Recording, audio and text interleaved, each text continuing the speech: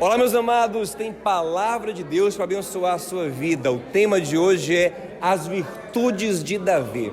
O Senhor pode e quer, pelo Espírito Santo, desenvolver em você virtudes que haviam no rei Davi, que foram fundamentais para a vida dele. Ouve a palavra até o fim, recebe tudo, vai ser uma bênção para você. Se gostar, clique em gostei, deixa um comentário aqui, se inscreve no canal, ativa o sininho, compartilha com alguém. Que Deus te abençoe, shalom no seu coração. 1 Samuel, capítulo de número 16, lá no versículo de número 13, nós vamos ver que ele foi ungido e foi cheio do Espírito Santo. Ele foi ungido por Samuel e Deus o encheu do Espírito Santo. E agora eu quero ler com vocês o versículo 14. Tendo-se retirado de Saul o Espírito do Senhor, da parte deste, um espírito maligno o atormentava. Então os servos de Saul lhe disseram: eis que agora um espírito maligno enviado de Deus te atormenta. Manda, pois, Senhor nosso, que teus servos que estão em tua presença busquem um homem que saiba tocar harpa, e será que quando o espírito maligno da parte do Senhor vier sobre ti, então ele a dedilhará e te acharás melhor. Disse Saul aos seus servos: buscai-me, pois, um homem que saiba tocar bem, e trazei-mo. Então respondeu um dos moços e disse: conheço um filho de Jessé, o belemita, que sabe tocar, e é forte e valente, homem de guerra, sisudo em palavras e de gentil presença, e o Senhor é com ele. Amém?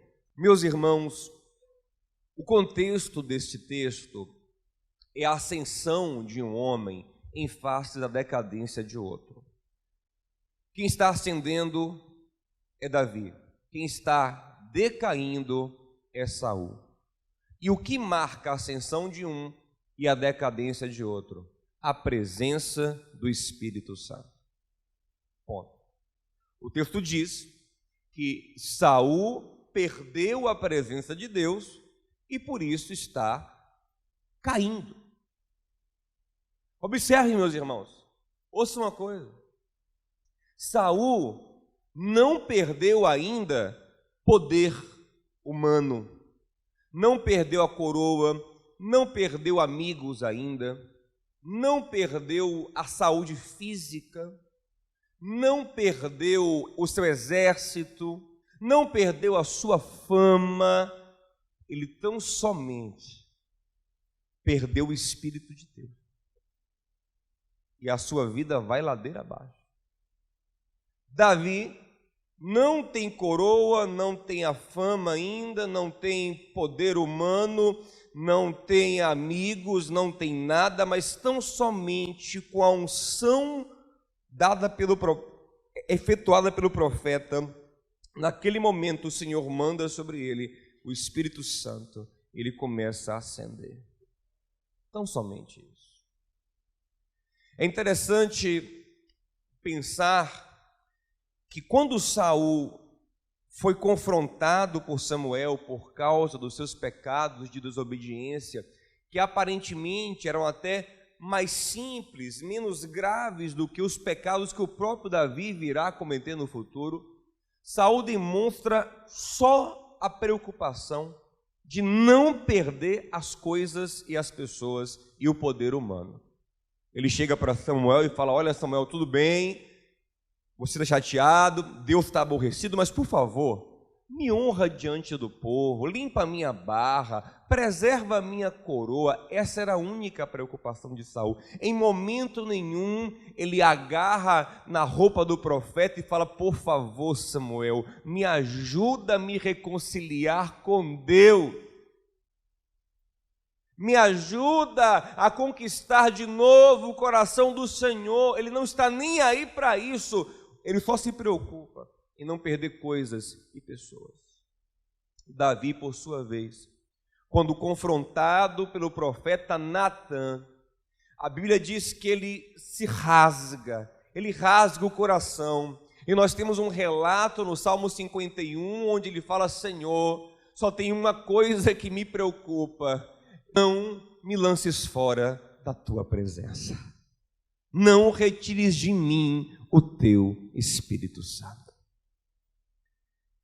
Então é esse valor, a presença de Deus, que marca a diferença daquele que vai de alguma forma ascender. E eu não falo nem sempre ascender aos olhos dos homens, mas ascender na vida, vai crescer segundo a imagem de Cristo, vai prosperar, vai frutificar, vai ser aquilo que Deus o projetou para ser, e daquele que ainda que cercado de glória humana, viverá uma decadência infeliz. E o que eu mais tenho visto hoje são pessoas assim, cercadas de muitas coisas, mas com uma alma decadente, uma alma infeliz, uma alma depressiva, uma alma angustiada, uma alma atribulada. E assim estava Saul, tribulado, angustiado, um demônio lhe atormentava. Ele não valorizou a presença de Deus, mas ele tinha conselheiros sábios. E o seu conselho disse: rei, a coisa está feia, o senhor está perturbado, tem um demônio perturbando o Senhor. Seria bom se tivesse aqui no palácio um tocador de harpa, para quando ele tocasse, aliviar as suas angústias, essa sua tristeza, esse peso sobre os seus ombros. E aí surge o ditado que diz: quem canta, os males espantam. Então o rei faz só uma exigência. Qual foi a exigência, gente, do rei? Olha, eu gostei do conselho, mas eu quero alguém que toque bem. E aqui já tem uma lição para a gente. Meus amados, Deus vai fazer a parte dele na nossa vida, mas você tem que fazer a sua parte. Seja o que for que você faça na vida, faça bem. Toca no seu irmão e diga: irmão, faça bem. Diga ele: faça bem. Seja o que for que você faça na vida, faça bem. Isso glorifica a Deus. Isso facilita as coisas para que Deus abra portas para você. Isso torna até justo as portas que o Senhor quer abrir para você. Muitas vezes Deus quer te abençoar, quer te promover, quer te colocar em lugares estratégicos para o reino dele, quer te mimar mesmo como filho, quer te dar mais, mas você faz tão mal o que você faz, que Deus diz: rapaz, eu não tenho como indicar ele. Ô cabra desleixado. Eu lembro do pedreiro André, fazer propaganda dele. Eu fiquei fã desse pedreiro quando eu conheci. Meu pai me arrumou um pedreiro para colocar o piso lá do nosso apartamento. Gente boa, mas pensa naquela coisa, né? E aí eu, poxa, todo dia, dor de cabeça com o meu pedreiro. Não, rapaz, não era aqui não, mas ficou assim, não é assim mesmo. Eu falando: seu fulano, isso aqui tá bom? Veja bem. Não veja bem? Terceira veja bem, você corre que vai cair o negócio. Aí, quando eu ia para lá, eu passava na porta da casa do meu vizinho e comecei a observar o pedreiro que estava ali. Meu amigo, que negócio. Não era um pedreiro, era um artista das pedras. Que pedreiro maravilhoso. Tanto que tinha coisas que o meu pedreiro não sabia fazer, e eu chamava ele. E ele estava perto, dava um pulinho lá, ajeitava e voltava. Que pedreiro espetacular. Aí eu, na minha inocência, falei: pronto. Quando for trocar o da cozinha, já sei com quem eu vou falar. Aí fui falar com ele: ô André, lá na minha cozinha você tem como fazer? E rapaz, se for em 2020, eu tenho como pegar. Porque eu não tenho uma agenda dos próximos anos. Aí eu fui falar com a minha vizinha. É verdade, mas ela disse: para eu conseguir ele aqui, eu esperei 1 ano e meio. Meu amigo, se você for bom, Salomão já falava isso, vê um homem perito no que ele faz, será colocado entre os príncipes. Ele era tão bom que ele virou uma empresa, né? Ele agora pegava vários serviços e colocava outras pessoas para trabalhar para ele, mas ele mesmo, pessoalmente, era muito difícil. Meu irmão, seja bom no que você faz. Pode ser qualquer coisa, seja bom no que você faz. O rei falou, olha, eu quero alguém que toque bem. Pronto, aí fizeram a seleção, vai descartar, Zezinho é meiro, fulaninho é mais ou menos. E aí um menino falou assim, rapaz, eu conheço uma pessoa que toca bem. Só que ele não só toca bem, ele tem outras virtudes na sua vida. Porque o rei, ele era um homem cego espiritualmente. Ele estava lidando com um problema espiritual e a única exigência dele era talento. Era talento. Então, observe uma coisa, meu irmão. Você, como um crente, tem que ter um discernimento maior. Gente, a gente tem que ter um discernimento maior. Em nossa vida, não basta agregarmos pessoas talentosas do nosso lado. Você é um homem espiritual. E um homem espiritual, como Paulo fala em Coríntios, discerne as coisas como? Espiritualmente. Diga ao seu irmão, você é um homem espiritual. Diga a ele, você é uma mulher, se ela for mulher, né? Você é uma mulher espiritual. E muitas vezes você traz perto de você alguém que é talentoso, mas como na linguagem do mundo aí, é carregado, é problemático, é um ninho de demônio às vezes, para perturbar a sua vida. Então você precisa ir além no seu discernimento. Não basta ser alguém que tem como investir em você, que tem como lhe ajudar, você tem que ter alguém abençoado por Deus do seu lado, meu amado. Você tem que evitar um jugo desigual na sua vida. Tem que ter sabedoria nisso.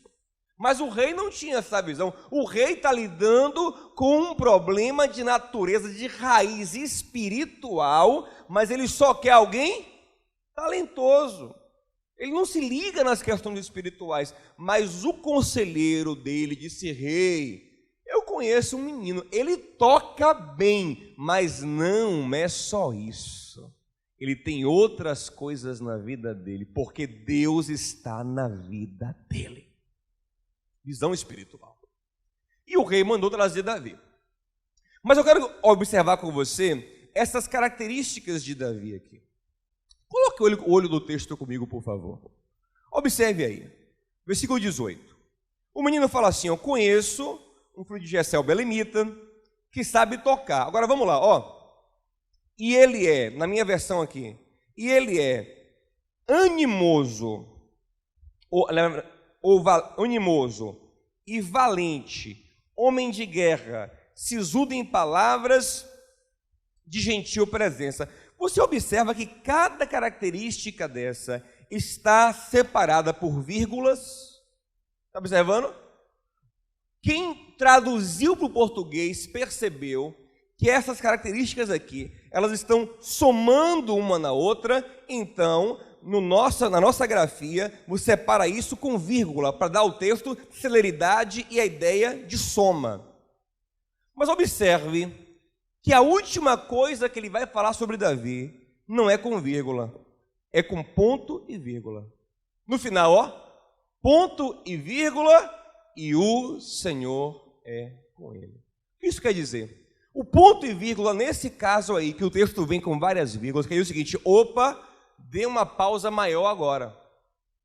O que eu vou lhe dizer agora requer mais atenção. Dê uma pausa maior, porque agora não é simplesmente uma característica que vai somar as outras. Agora é uma característica que vai justificar as outras. Tudo que ele é aí, ó, homem de guerra, animoso, sisudo em palavras, de gentil presença, é porque o Senhor é com ele. E é muito importante que você entenda isso. Davi tinha esse conjunto de características tão poderoso.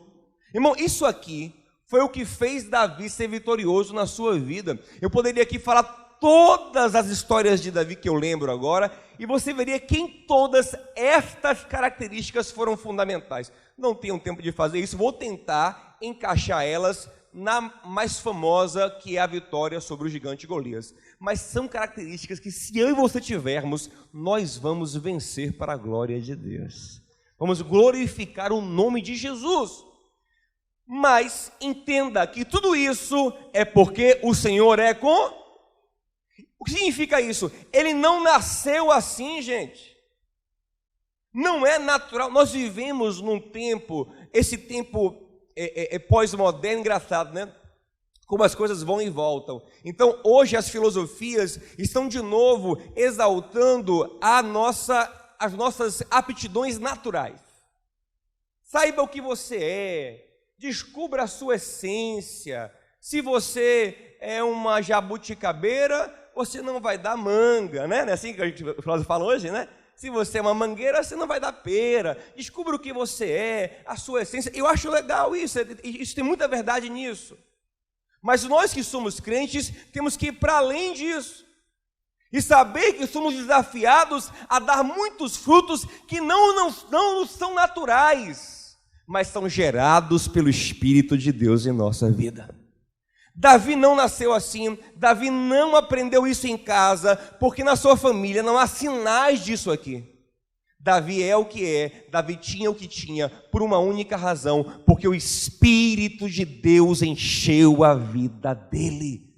Ponto e vírgula. Sabe por que ele é assim? Porque o Senhor é com ele. E se Davi, pelo Espírito Santo, tinha isso, quanto mais nós, que estamos hoje numa dimensão, de revelação, de comunhão com o Espírito Santo, superior à do tempo de Davi, nós devemos, pela unção do Espírito Santo, desenvolver tudo isso para a glória de Deus. Amém, meu amado? Diga ao seu irmão assim, é para você isso, meu irmão. Ah, não, porque eu sou assim. Você vai desenvolver em nome de Jesus, porque o mesmo Deus que estava lá, Ele está aqui comigo e contigo. Você crê nisso? Então deixa eu passar rapidinho aqui por causa do nosso tempo. Primeira coisa que me chama a atenção quando eu olho para esse texto aí, é aquela ali, ó. Está vendo onde eu estou apontando? Está vendo? Homem de guerra. Isso me chama muito a atenção. Por quê? Porque nesse tempo, esse título de homem de guerra só era dado a homens experimentados na batalha, que provassem seu valor na guerra, prontos para guerrear. Davi, nesse tempo, era um garoto. Você lembra quando Saul disse a Davi que ele não iria enfrentar Golias? O que foi que Saul falou para Davi no capítulo seguinte, 17? Ele fala o seguinte a Davi, você não vai. Sabe por quê? Porque Golias é homem de guerra desde novo, e você não. Então Saul não reconhece Davi como homem de guerra. Gente, como é que Davi pode ser um homem de guerra, se quando ele foi usar as armaduras do rei, ele disse, rei, eu não estou conseguindo. Ele tentou. Tem pregador que até ilustra assim, não, porque a roupa do desviado não cabe no crente. Já viu? Mas não é bem isso. O texto fala que ele tentou. Ele pegou... Assembleia, você viu isso, hein? Assembleiana, você viu isso? Nada contra a Assembleia, bênção de Deus. Aí, a roupa do desviado não cabe no crente, não. Davi foi lá e tentou. Davi pegou as armaduras, pegou a espada, pegou o escudo. Ele tentou se mover e disse, não consigo usar porque eu nunca usei. É o que ele fala no capítulo seguinte. Eu não consigo usar porque eu nunca usei. Como é que esse garoto que nunca usou armadura, nunca usou espada, é chamado pelo observador dele de homem de guerra? O que significa? Significa que ser homem de guerra aos olhos de Deus, esse menino está falando aí na visão de Deus sobre Davi, é muito mais do que ter treinamento, é muito mais do que ter diploma, é muito mais do que ter um currículo, é um estado de espírito, de predisposição e de consciência sobre as batalhas que nos cercam. Sabe o que falta para muita gente no nosso tempo? essa visão: eu sou um guerreiro, e um guerreiro do Senhor. Nós vivemos com muitas pessoas. Eu estava vendo esses dias a entrevista daquele cara, Rick Chester, se eu não me engano. É Chester? O rapaz da água, lembra? Você compra uma água, R$1, você vende, tá, vai. Lembra, cara? Ficou famoso. E ele fala o seguinte: o nosso povo brasileiro é um povo que tem um costume terrível. Nós sempre esperamos que alguém faça alguma coisa por nós. E é verdade. Essa é a característica marcante do Brasil. Nós sempre estamos esperando alguém que resolva o nosso problema. Em outras culturas é diferente. As pessoas vão lá e o que elas pedem é o seguinte: governo, não me atrapalhe, porque eu vou fazer. Aqui não, a gente fica: governo, pelo amor de Deus, me ajude. Nada contra as ajudas a quem precisa. Eu acho que tem que ter um equilíbrio nessas coisas. Mas a cultura, a forma de pensar, se não mudar, a gente não cresce. E esse cara falou: a gente tem que aprender a guerrear, a ter estratégia, a ter plano. Hoje esse rapaz que vendia água outro dia é garoto de propaganda do Santander, dando palestra em Harvard. Então observe uma coisa: o que falta para muitos de nós, irmãos, é essa consciência de que nós estamos em guerra, nós estamos em batalha, que nós temos que nos mover como guerreiros na vida. A vida não é um eterno parque de diversões, você está numa batalha, tanto espiritual, quanto emocional, quanto natural. Você tem que discernir quem são seus inimigos, quem são seus aliados, os pontos fortes, os pontos fracos que você tem, e ter estratégias, ter uma cabeça de guerreiro, não ficar à toa. Davi tinha essa cabeça de guerreiro. Quando ele chega no arraial de guerra, está todo mundo assim, ó: moxa, Golias é muito alto para a gente, Golias é muito forte para a gente, olha o tamanho do gigante. Ou seja, vendo o ponto forte de Golias, que era a estatura, a força, e o ponto fraco deles, que era a ausência delas. Davi inverte. Davi, como estrategista, chega e diz: opa, peraí, ele tem um ponto fraco, ele é incircunciso, e nós temos um ponto forte, somos o exército do Deus vivo. Mente de guerreiro. Quando eu olho para Juízes capítulo 7, eu vejo como Deus gosta de gente guerreira, ligada, que entende a hora de batalhar e a hora de descansar. Gideão está com um exército de 10.000 homens, ali são só os valentes, os covardes já caíram fora. Mas Deus fala: Gideão, não quero só valente não, eu quero valente e guerreiro, estrategista, gente ligada na batalha, que entendeu que agora é hora de ter estratégia, de guerrear, de ficar atento, focado na guerra. E como é que eu faço isso, Senhor? Leva para beber água. Quando chegar na beira do rio, os que acharem que ali é hora de brincar de parquinho aquático, você tira, porque não serve.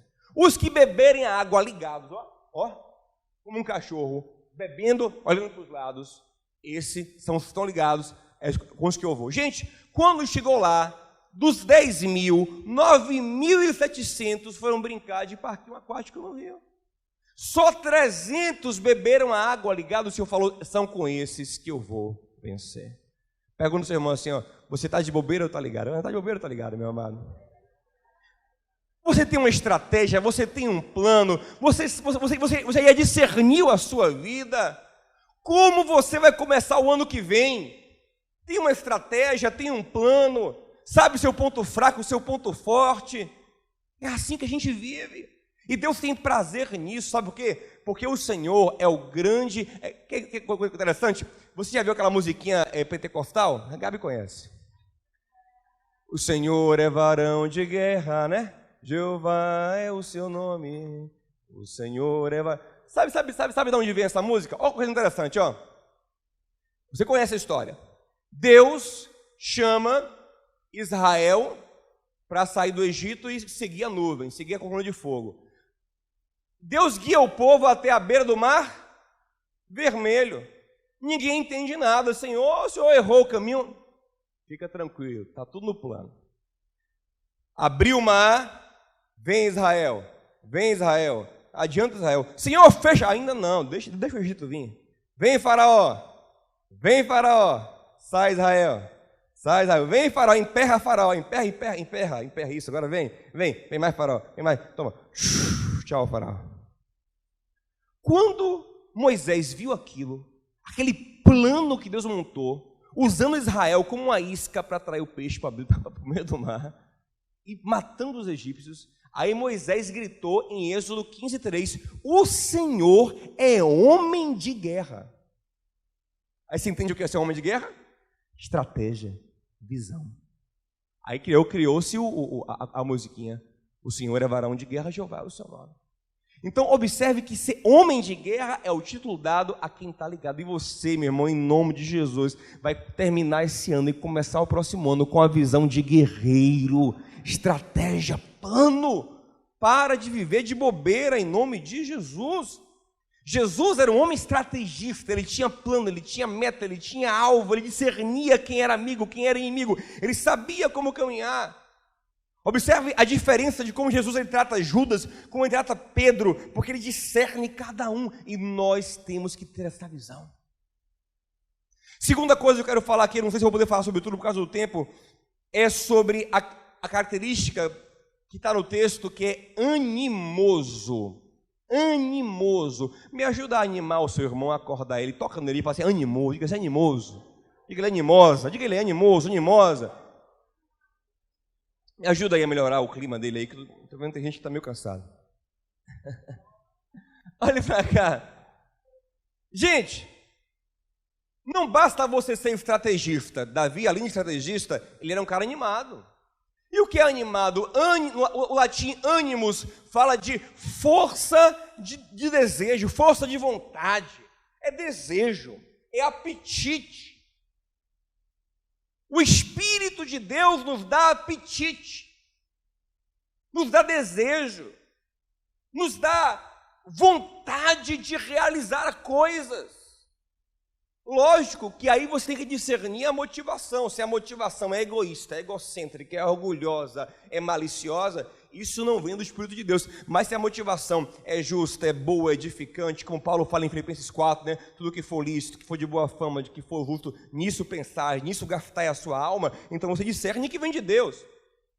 Mas o Espírito de Deus é um Espírito animador, levantador do homem. O homem, ele tem vontade. O homem cheio do Espírito Santo é um homem de vontades, de desejos, de sonhos, de projetos. Está entendendo? Jesus disse em João 16:33, eu digo isto para que em mim tenhais paz. No mundo tereis, mas qual é o remédio para isso? Ânimo. Ele não está dizendo que você não vai ter aflição, mas que você vai ter, mas vai passar por elas com o quê? Com ânimo, com vontade, com desejo, né? Com objetivo. É como quem está sofrendo, mas está dizendo, vai valer a pena, eu estou no controle, há um objetivo, há um propósito, eu vou chegar lá, eu vou, está entendendo? E não é isso que nos falta muitas vezes, gente? Nos falta um desejo tão forte que nos faça dizer não para nós mesmos. Um desejo tão forte de agradar a Deus, de alcançar um objetivo, que nos faça renunciar a outras coisas. É que eu sempre o exemplo da dieta, né, que é o que eu nunca consigo. Porque na prática, eu acho que o meu desejo de comer o sorvete é maior do que o de perder a barriga.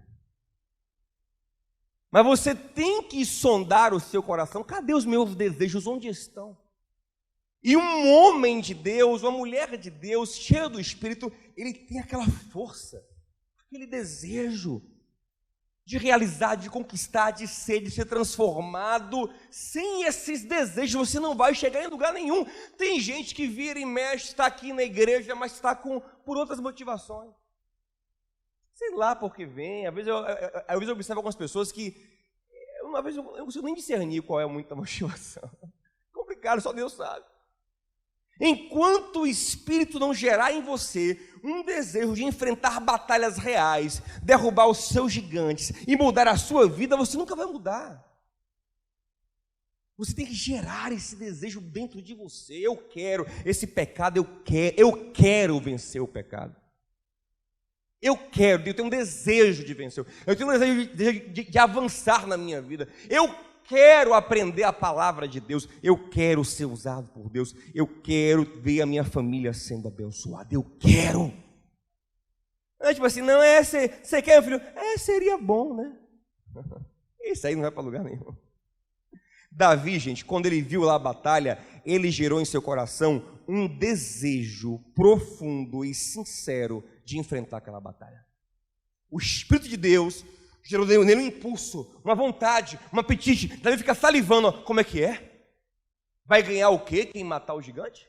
Vai ganhar isso, isso e aquilo. Rapaz, é mesmo? Aí olha como Davi é animado. Gente, não tem coisa que desanima mais um ser humano do que a família dele se opor. Isso é muito duro. Isso dói, machuca, bate a gente. Davi vê o seu irmão mais velho, que era bem mais velho do que ele. Davi era um caçula. Eliabe era soldado, guerreiro, muito mais velho. O mais velho de 8 irmãos. Então tem para Davi uma distância considerável. Esse Eliabe mais velho, respeitado na família, no exército, chega diante de todo mundo e humilha Davi publicamente. Você é maldoso, hein, guri? Você é presunçoso, você veio aqui observar, assistir o show da guerra. Isso aqui para você é um show, né, Davi? Volta para o deserto, para suas poucas ovelhas. Ele humilha o irmão. Gente, qualquer pessoa de alma mais fraquinha ficava depressivo um ano com aquilo ali. Davi está nem aí.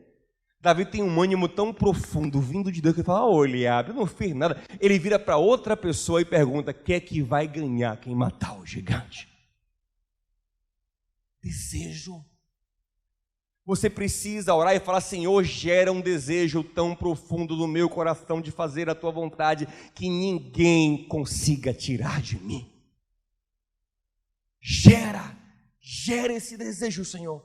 Não vai ter pai, não vai ter mãe, mulher, marido, ninguém. Quando o desejo brotar profundo de Deus, do Espírito de Deus, ninguém conseguirá tirar esse desejo dentro de mim. Lembra que o rei Saul também tentou desestimular Davi. Você não pode ir, que é isso? Você é uma criança, você é um menino. O que Davi fez? Buscou na memória dele os momentos que Deus tinha dado vitória a ele, e com tanto ânimo que ele tinha, convenceu até o rei. Porque quem é animado assim convence os outros. Não é verdade? Quem é desanimado te desanima, mas quem é animado te anima. Com quem você está andando, né? Isso é importante. Não é para não andar só com gente desanimada, que você não vai para lugar nenhum. Então, Davi ele anima o próprio rei. Por quê? Qual é o argumento dele para estar animado? Deus é comigo. E, gente, se isso não animar você, o que mais vai te animar, meu irmão?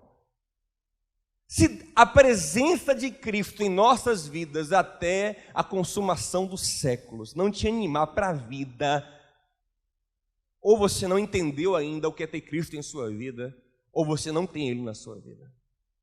Porque se você tem Ele na sua vida e você tem consciência de que Ele está com você, isso te anima, isso te fortalece. O Senhor é comigo. Isso te anima, você tem vontade. Mas observe, ele é estrategista, ele tem desejo, ele tem vontade, mas não é só isso.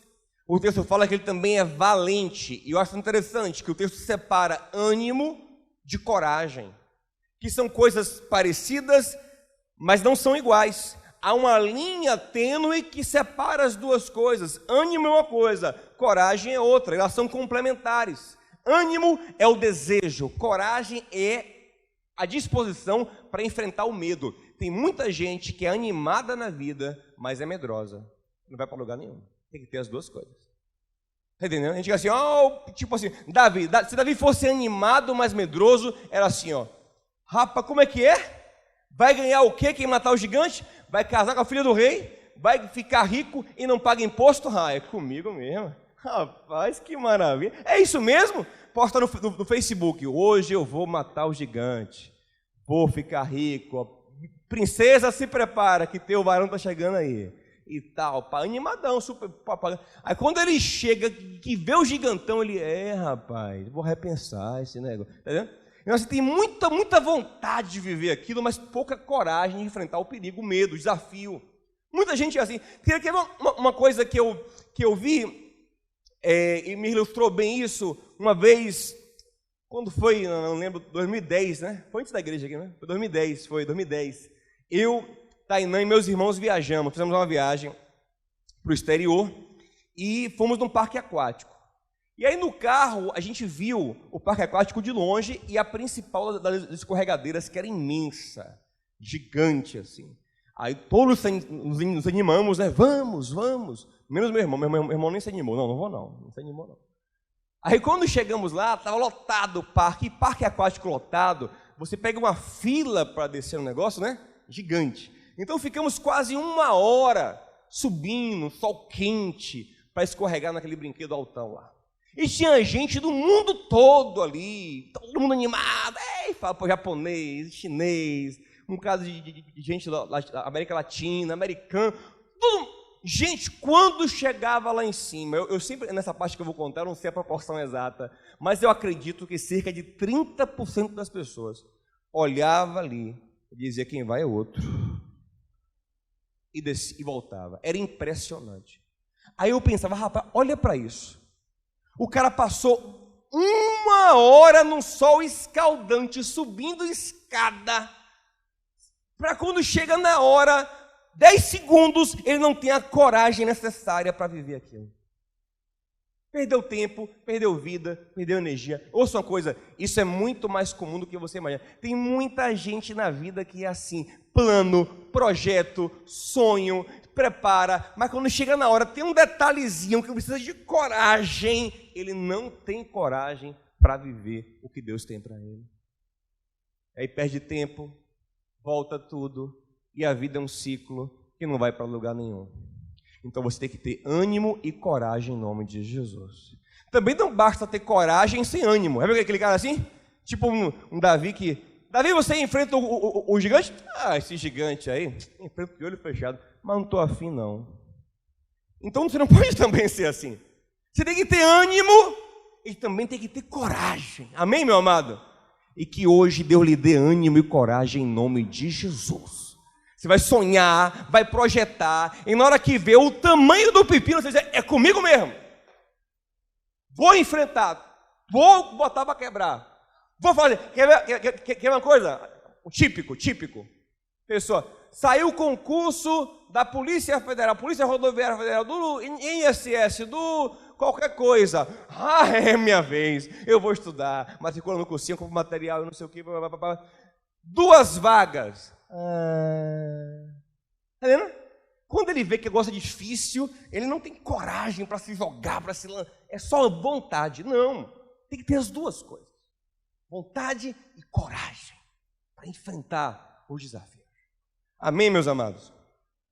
Vamos lá para a gente encerrar. Davi ainda tem uma outra coisa muito importante. Assim, sobre coragem, eu queria só fazer um adendo aqui rapidinho. Você lembra que Deus, lá na lei, ele dispensa as pessoas que ele não quer na guerra? Você lembra disso? Quando eu falo assim, olha, se alguém casar, Deuteronômio 20, se alguém casar, está dispensado. Lembra disso? Alguém casado está dispensado. Alguém plantou uma vinha, está dispensado 1 ano. Alguém casou, dispensado 1 ano. Alguém construiu uma casa, dispensado 1 ano de guerrear. Aí fala assim, engraçado, se alguém é frouxo, dispensado para o resto da vida. Deus, ele não cola com frouxo não, meu irmão.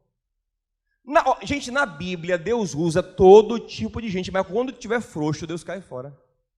Gideão, com 32 mil, pessoas, guerreiros. Gideão, cadê o exército aqui, Senhor? Olha, Senhor, o exército, 32 mil. O Senhor falou assim, Gideão, estou sentindo aqui o cheiro da frouxidão. Você de frouxo. Sobe no monte aí, grita assim, quem for frouxo está liberado. Eu imagino que Gideãozinho, coitado, ele pensou assim, eu vou gritar isso, e vai embora uns 500, vai embora uns 1.000, vai embora uns 2.000 no máximo. Imagina a cena, Gideão subindo no monte.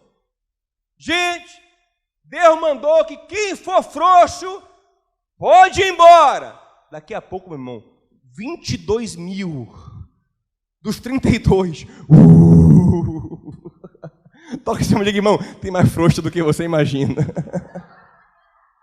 Tem mais frouxo do que você imagina. Infelizmente, na vida real mesmo, irmão, tem mais frouxo do que você imagina. Ai, ai. Para ouvir um negócio que eu não gostei. E a gente, Deus na Bíblia, ouça isso, eu acho que eu vou ter que parar aqui para o tempo. Ouça isso, Deus na Bíblia usa todo tipo de gente, mas só não usa frouxo. Deus usa enrolado. Eu não estou dizendo que é para ser enrolado, não. Mas Deus usa às vezes. Deus usa mentiroso às vezes. Deus usa louco, os malucos. Irmão, cá para nós, Elias e Eliseu eram normais aqueles caras? Eu acho que eles tinham um desequilíbrio. Ele não é normal, não. Eliseu está subindo uma montanha. Aí a gente disse que uns jovens, os meninos, ali devia ser adolescente. Ô, careca! Carequinha! Vai, careca! Ele joga uma maldição nos meninos, gente. Vem duas ursas e come os meninos. Aquele cara não é normal, não. E Elias está em cima do monte. Aí o rei fala assim, vai chamar lá Elias. Aí vai um capitão da guarda com 50 soldados chamar Elias. Ô, homem de Deus, desce aí. O rei quer lhe ver, ele, homem de Deus, né? Agora eu sou homem de Deus, né? Homem de Deus. Se eu sou homem de Deus, eu quero fogo do céu agora neles. E Deus manda o fogo. Mata os 5, mata o cara e o cito. Mas morre todo mundo. Aí o rei manda outro capitão com mais 50. E os caras, homem de Deus, desce aí. Ele é homem de Deus. Se eu sou homem de Deus, fogo do céu em você, seus 50 e pum, também. Aí o rei manda outro. Aí diz que o terceiro que vem de joelho. Lê o texto, vem, homem de Deus. Homem de Deus, desce aí, rapaz. Aí ele já quer mandar fogo de novo. Deus disse, Elias, para, rapaz. Vai ficar queimando as pessoas. Desce, rapaz. Eu estou contigo nesse negócio aí. Aí ele se acalma e desce. O bicho era doido, gente. Agora assim, ele doido, Deus usava. Mas no dia que ele ficou frouxo, na caverna, como ele de Jezabel, aí Deus diz, Elias, tá frouxo agora, né? Pois sai daí e vai ungir Eliseu em teu lugar, porque maluco eu te uso, mas frouxo não. Gente, o frouxo, ele faz uma confissão de incredulidade. Porque quem sabe o Deus que tem, ele é valente. Ele é valente. Vou lhe falar uma coisinha aqui para a gente encerrar. Tem uma característica aí que é muito importante. Diz assim, o menino era sisudo em palavras. Está no texto aí. Bota o texto, por favor, na telinha. Sisudo em palavras. Sabe o que é isso? Tudo que Davi era, a sua boca refletia. Não adianta você falar que é animoso, que é homem de guerra, mulher de guerra, que é valente, com a boca frouxa. A boca, tem gente que até para dizer um sim ou não, não diz. Vai ou não vai, irmão?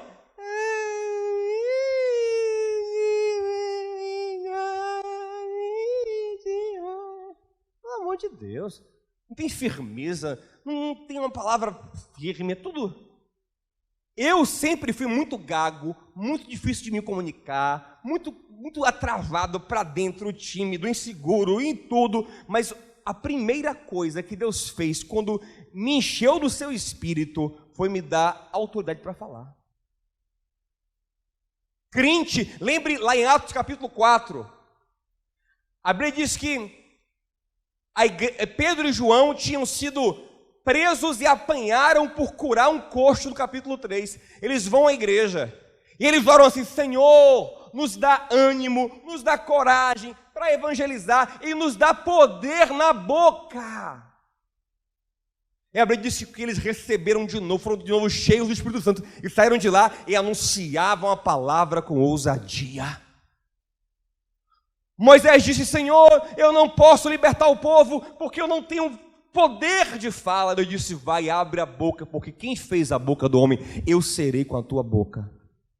Uma característica de um homem, de uma mulher cheia do Espírito Santo, é que ele fala com firmeza, com confiança, com segurança, com tudo que ele é, na verdade, se reflete na sua boca, meu irmão. Está entendendo isso? Porque a boca fala do que o coração está cheio, firmeza, confiança, palavra verdadeira, sincera. Amém? Isso tem que mudar em nossa vida, gente. Provérbios 18, 21 diz que vida e morte estão no poder da... Cada um come o que a sua boca... O que a sua boca está gerando? Olha para cá, isso aqui é muito interessante, ó. Gente, como foi que Davi matou Golias? Foi com a pedrinha. Não, gente, a pedrinha foi só a finalização. A batalha Davi e Golias foi toda de boca. Pode ler no texto, capítulo 17. Golias vem vindo, Golias é guerreiro experiente, ele sabe que a boca derrota, e ele começa a fazer gozação. Não tinha homem não, mandaram um menino, e vem com pau e pedra na mão. Eu sou algum cachorro? Oh, coitado, vou cortar a sua cabeça, os cães vão lamber teu sangue, as aves do céu vão comer tua carne, e mais, o texto fala que ele amaldiçoa Davi pelos seus deuses, joga praga em Davi, invoca maldições sobre Davi. Quando ele acabou tudo aquilo que leva um tempo, o que Davi fez? Pegou a funda e pedrada, não foi? Quando ele acabou de falar, ele disse: agora é a minha vez. Você vem contra mim com espada e com lança, mas eu vou contra ti na minha funda. Foi assim? Não, Davi está indo para a funda. Davi sabe o que vem. Ele fala: mas eu vou contra ti no nome do Senhor dos exércitos. Gente, o que é nome? É uma palavra. É boca. Eu vou invocar o nome do meu Deus.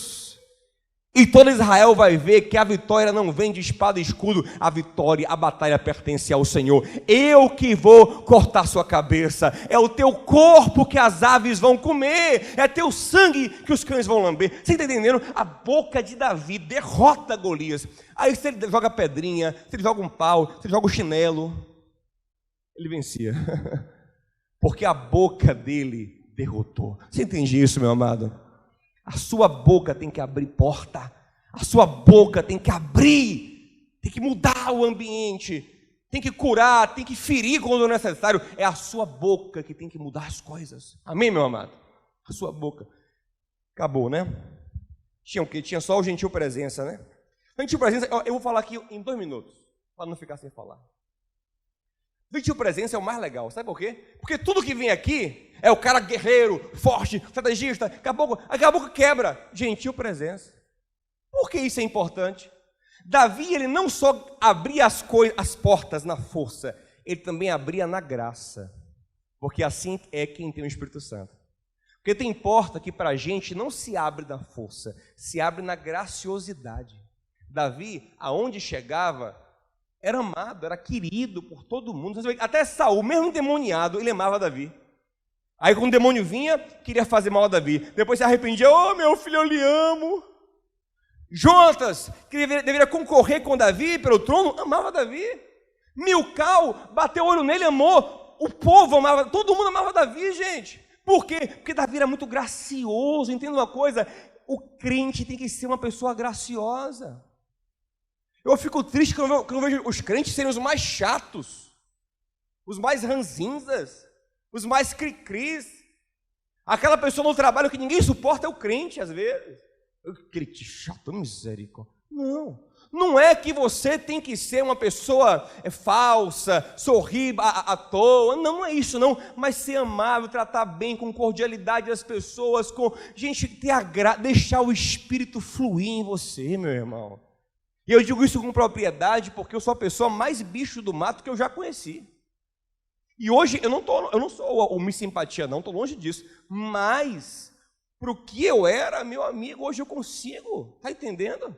Deixa o Espírito fluir, te dá graciosidade. Não é falsidade, não. É algo verdadeiro. Você começa a gostar de gente, a se relacionar, sabe? A ter sensibilidade de Deus. E isso muda tudo, gente. A graça é como um óleo que tempera a nossa vida. Eu lembro que estava assistindo uma vez a Band News, ouvindo a Band News FM, aí entrou uma dica de culinária. Quando a comida estiver mais ou menos, coloque azeite de oliva, que ela salva a comida. Uma vez salva a comida. Eu disse: rapaz, não é que é o azeite de oliva, é o símbolo da graça na Bíblia. Ele tempera a nossa vida. Quer ver uma coisa interessante? Uma vez eu fui pregar numa igreja de um pastor que era muito gago. E eu, que eu sou um ex-gago, ainda sou um pouco. Fiquei com preconceito. Ele era tão gago que eu pensei, rapaz, esse aí não tem como. Esse aí o Senhor não curou. Aí já botei na minha agenda assim, né, pastor fulano, o gago, para lembrar quem era.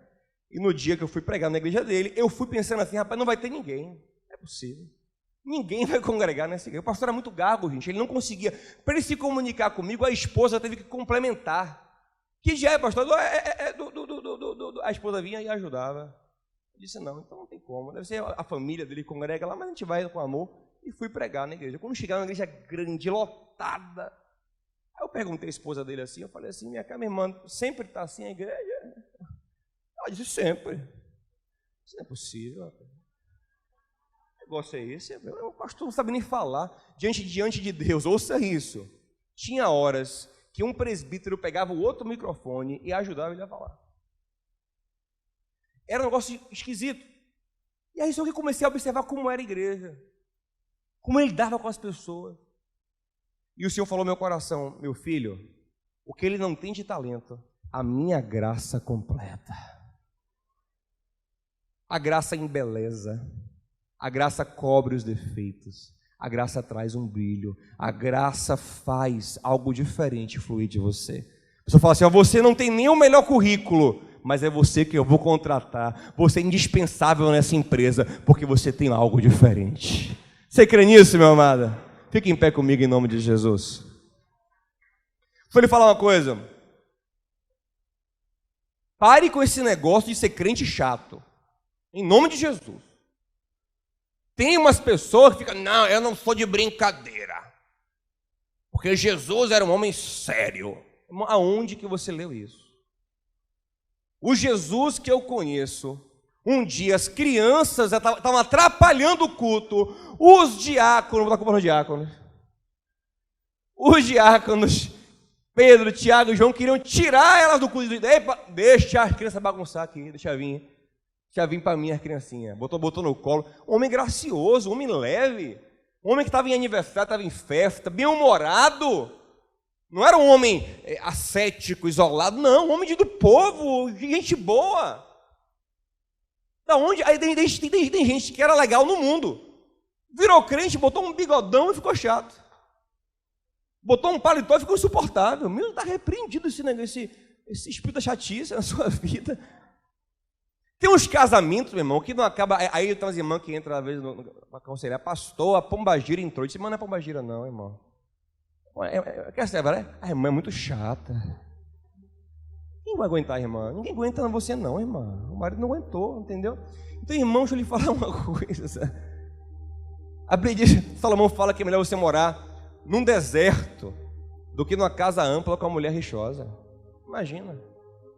Também tem homem, porque a Bíblia só fala de mulher, porque a época que escreveu só tinha homem escrevendo. Mas também tem homem chato. Muito homem chato, não é verdade, gente? Suportável. Meu irmão, melhora em nome de Jesus. Seja mais legal, né? Mais sorridente, mais alegre, mais bem-humorado em nome de Jesus. Muda um pouquinho, melhora em nome de Jesus. Pessoa agradável. Mas que Davi, quando chegava, ele era agradável, melhorava. Uma pergunta sincera. Ó, reflita para você, ó. Você, quando chega nos lugares, você melhora ou piora os ambientes? Pense nisso. Pense nisso aí. Quando você chega, as pessoas ficam animadas, o negócio é...